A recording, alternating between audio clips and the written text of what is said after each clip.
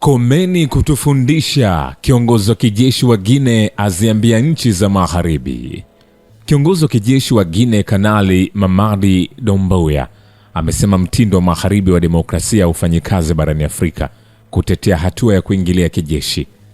Aliliambia Baraza Kuu la Umoja Mataifa mjini New York kwamba bara hilo lilikuwa likiteseka kutokana na mfano wa utawala uliotwika juu yetu na ambao hauendani na hali halisi ya mambo. Wakati umewadia, muache kutusomea na kutufanya kama watoto, aliongeza. Kanali Doumbouya alichukua mamlaka katika mapinduzi mwaka 2021 na kumuondoa madarakani Rais Alpha Conde. Alitetea hatua hiyo katika kikao cha Umoja wa Mataifa akisema ni kuokoa nchi yetu kutokana na machafuko kamili. Wakati huo habari za mapinduzi zilipokelewa kwa furaha na umati wa watu katika mji mkuu Conakry, kwani wengi walikuwa wamefarijika kwamba Rais Conde alikuwa ameondolewa. Lakini nchi hiyo iliondolewa katika jumuiya ya kikanda ECOWAS baada ya jeshi kuchukua hatamu, huku viongozi wa kikanda wakitaka kurejeshwa kwa utawala wa kiraia. Mwaka jana Kanali Doumbouya alitoa ratiba ya mpito kwa serikali iliyochaguliwa baada ya mazungumzo na ECOWAS, lakini hakuna hatua ya haja iliyopigwa katika kuandaa kura, shirika la habari la Reuters linaripoti. Guinea ni miongoni mwa nchi kadhaa za magharibi na kati mwa Afrika ambazo zimeshuhudia mapinduzi katika miaka hivi karibuni, zikiwemo Mali, Burkina Faso, Niger na Gabon. Mapinduzi hayo yamelaaniwa vikali na ECOWAS, Umoja wa Afrika na Umoja wa Mataifa. Mbali na Kanali Doumbouya, Rais wa Kenya anasema Baraza la Usalama la Umoja wa Mataifa halifai na libadilishwe. Takwa la muda mrefu la viongozi wengi hususan kutoka barani Afrika la Baraza la Usalama la Umoja wa Mataifa lililoundwa tarehe 25 Oktoba mwaka 1945 kufanywa marekebisho makubwa limeendelea kuchukua nafasi katika hotuba za viongozi wa ngazi za juu wanaohutubia katika mkutano wa 78 wa Baraza Kuu la UN jijini New York, ambapo Rais William Ruto wa Kenya sababu zote za kulifanyia marekebisho baraza hilo zipo wazi. Ruto amesisitiza kwenye hotuba yake kwa kusema, iwapo uthibitisho wowote uliwahi kuhitajika kwamba Baraza la Usalama la Umoja wa Mataifa halina utendaji kazi mzuri, halina demokrasia, sio jumuishi, halina uwakilishi na kwa hivyo halina uwezo wa kuleta maendeleo ya maana kwenye ulimwengu wetu kama ilivyo sasa, kutokujali kwa baadhi ya watendaji duniani kunathibitisha swala hilo. Rais wa Kenya ametumia dakika 23 za hotuba yake kugusia masuala mbalimbali ikiwemo mabadiliko ya tabia nchi, hitaji la kuwa na ushirikiano, malengo ya maendeleo endelevu na migogoro inayoendelea katika maeneo mbalimbali duniani. Ruto ametilia mkazo pia suala la mabadiliko katika taasisi za fedha, ambapo ametaka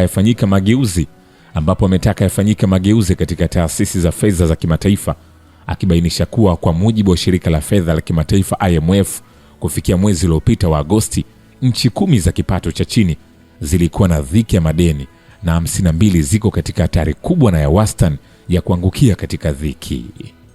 Nikwambie hivi, hatujamaliza. Shukran kwa baba ya kivita na historia. It is those in white-collar jobs who change the rules of the game as the game unfolds in order to keep the reins of power in their hands. These are the most numerous kinds of putschs. Mr. President, ladies and gentlemen, I am one of those who one day decided to shoulder our responsibility to prevent our country from slipping into complete chaos, into an insurrection. No political forces at the time had the courage nor the means to put an end to the duplicity that we were experiencing, as they were all completely neutralized back then. The institutional correction for which my brothers in arms and I took responsibility on September 5th, 2021, was only a consequence of that chaotic situation which had ended up tearing apart the social fabric of my country and undermining our coexistence. This is not an exhaustive list, but we believe that the transitions underway in Africa are due to several factors, including broken promises, the lethargy of the people, and leaders tampering with constitutions with the sole concern of remaining in power to the detriment of collective well-being. Today, the African people are more awake than ever and more than ever determined to take their destiny into their own hands. The unequal distribution of wealth creates endless inequalities, famine, and abject poverty, which make the daily lives of our populations increasingly difficult. These inequalities are part of the causes for the events that endanger our peaceful coexistence above all. When the wealth of a country is in the hands of an elite, while newborns die in hospitals due to a lack of incubators, it is not surprising that in such conditions we are seeing transitions in order to respond to the profound aspirations of the people.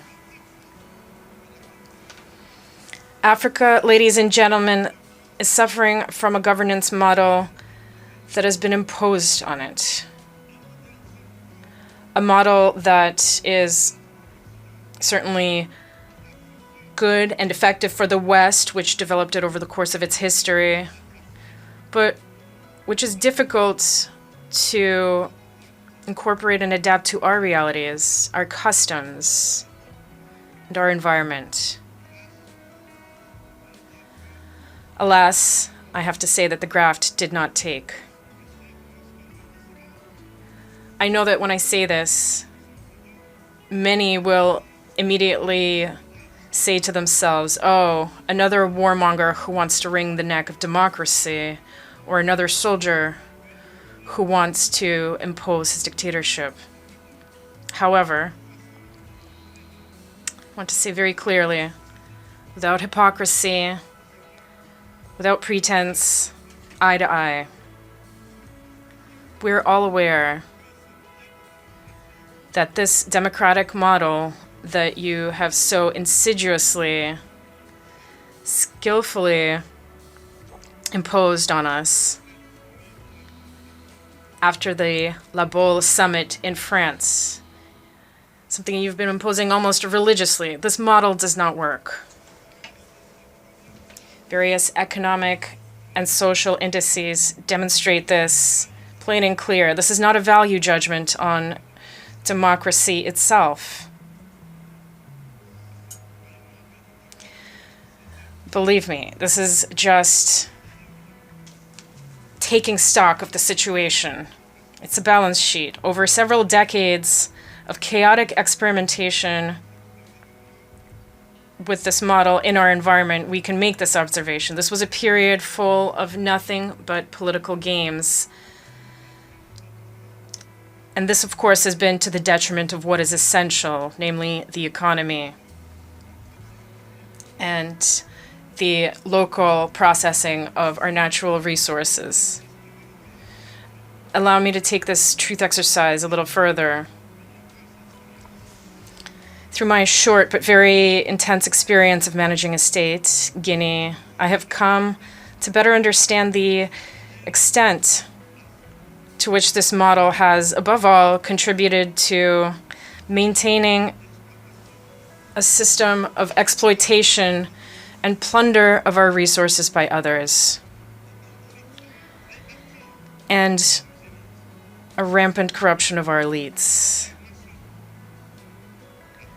National leaders who have often been granted democratic labels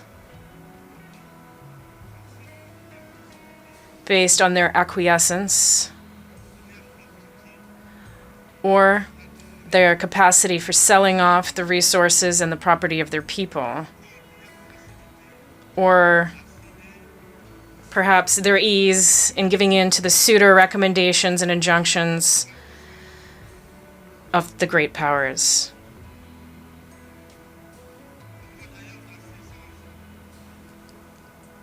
I must confess in this regard that everything that I am facing goes beyond all imagination. These are the same people who profess democracy, transparency, who denounce poor governance and corruption, who dictate the rules. It is they who, behind the scenes, very discreetly and underhandedly, are increasing pressure to make us cede our national wealth through unconscionable leonine contracts. I understand certain leaders and some of my predecessors who,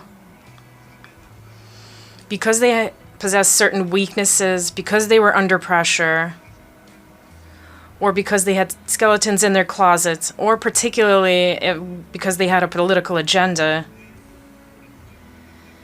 gave in to what was being asked of them.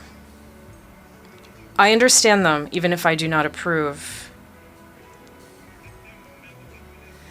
In some cases, I was even reminded that if I had a political agenda, I would be less comfortable carrying out the reforms that my government and I are tackling.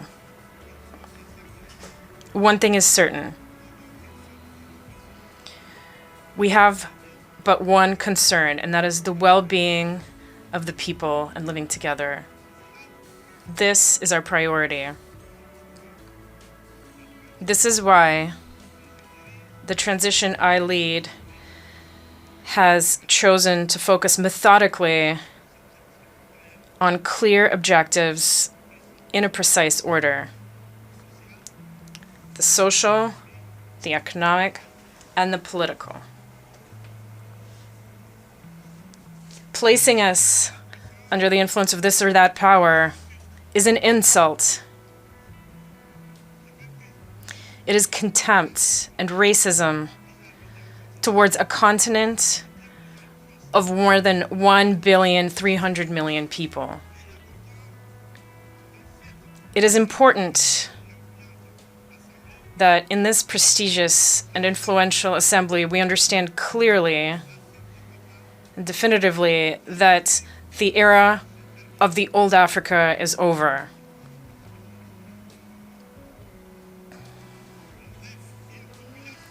With a population of more than 1 billion Africans, around 70% of whom are young people who are completely free, open-minded, open to the world, and determined to take their destiny into their own hands. The time has come to realize that the structures, the rules from the post-war era, established in the absence of our states, which did not yet exist at the time, are obsolete. This is the end of an unbalanced and unjust era where we had no say in the matter.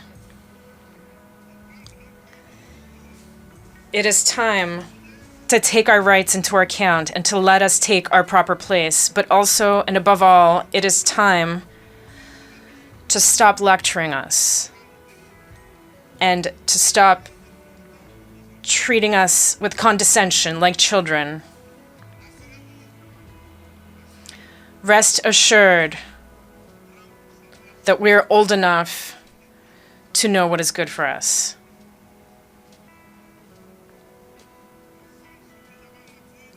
We are mature enough to define our priorities, to design our own models which are in line with our identity. In his opening address, our Secretary General provided a graphic snapshot of the condition of the world and humanity, a situation that calls into question the state of multilateralism in terms of its founding aspirations as well as its present agenda. The poverty, fear, suffering, and humanitarian distress haunting the victims of conflict, drought, famine, flooding, wildfires, cyclones, deadly disease outbreaks, and other disasters are the outcomes of sustained violation of the most essential principles and the systemic neglect of humanity's dearest values, which lie at the very foundation of the UN Charter. The failure of peace and security systems, inadequate development, and limited climate action, amidst technological advancement and enormous wealth, has left us in a state of paralysis, enduring one of the darkest periods of human existence. We may all agree, without any fear of contradiction, that the world is headed in a most undesirable direction. It is moments like this that the affirmative spirit of multilateralism, international collective action, and global solidarity is most needed and should be attained. This is not the occasion for any member of the United Nations to escape when they should be rising to the challenge of the moment. Resorting to pursuit of narrow, insular, antisocial agendas within exclusive clubs constituted to maintain the status quo that undermines and cannibalizes the United Nations systems at the expense of progress in humanity's collective journey to the future of our aspirations is totally unacceptable. The existence of this inimical clique of geopolitical formations defies the fundamental values and principles of the UN system, and its operations have led to alienation, mistrust, insecurity, and exclusion of and among peoples, nations, regions, and continents. Moments like now place the nature and purpose of multilateralism under sharp scrutiny for history's honest examination and judgment. If any confirmation was ever needed that the United Nations Security Council is dysfunctional, undemocratic, non-inclusive, unrepresentative, and therefore incapable of delivering meaningful progress in our world as presently constituted, the rampant impunity of its actors on global scene settles that matter. The environment of pervasive mistrust between the global north versus the global south, developed versus developing, rich versus poor, polluters versus victims, and net emitters versus net victims, which complicate and frustrates multilateralism, is the inevitable result of promises not kept, commitments not actualized, resolutions not honored, and principles not observed. Multilateralism has been failed by abuse of trust, negligence, and impunity.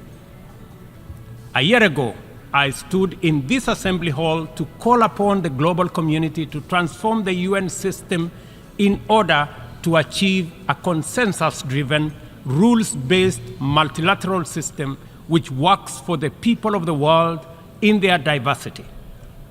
It is time for multilateralism to reflect the voice of the farmers, represent the hopes of villagers, champion the aspirations of pastoralists, defend the rights of fisherfolk, express the dreams of traders, respect the wishes of workers, and indeed protect the welfare of all peoples of the world. In the face of the most urgent crisis of our time, it is now clear that the international community has fallen seriously behind in meeting its targets in both climate action and the implementation of the Sustainable Development Goals, as well as their underlying enabler, peace and security. We as Africa have come to the world not to ask for arms, charity, or handouts, but to work with the rest of the global community to give every human being in this world a decent chance of security and prosperity by taking necessary actions, mobilizing adequate resources for investment, confronting security challenges, and resolving conflict as we all make our contribution to global prosperity. Kenya is proud of the contribution it continues to make in its tireless endeavor to support peacemaking, conflict prevention, peacekeeping, peace building, and other interventions undertaken across different regions. All across Africa, there is progress in efforts to resolve conflict and restore peace and stability, while at the same time, we are witnessing setbacks to democratic consolidation in the form of unconstitutional changes to governments. Kenya remains committed, determined, and indefatigable in its contribution to unity, peace, security, stability, and prosperity. Often, we have made encouraging progress. For example, on 5th December 2022, the Juba Peace Agreement ushering in a 2-year transition was signed by the parties to the conflict in Sudan. A day after, the Inter-Congolese Dialogue on EAC-led process and concluded its 3rd session in Nairobi. The following day, the government of Somalia and Somaliland agreed to resume reconciliation.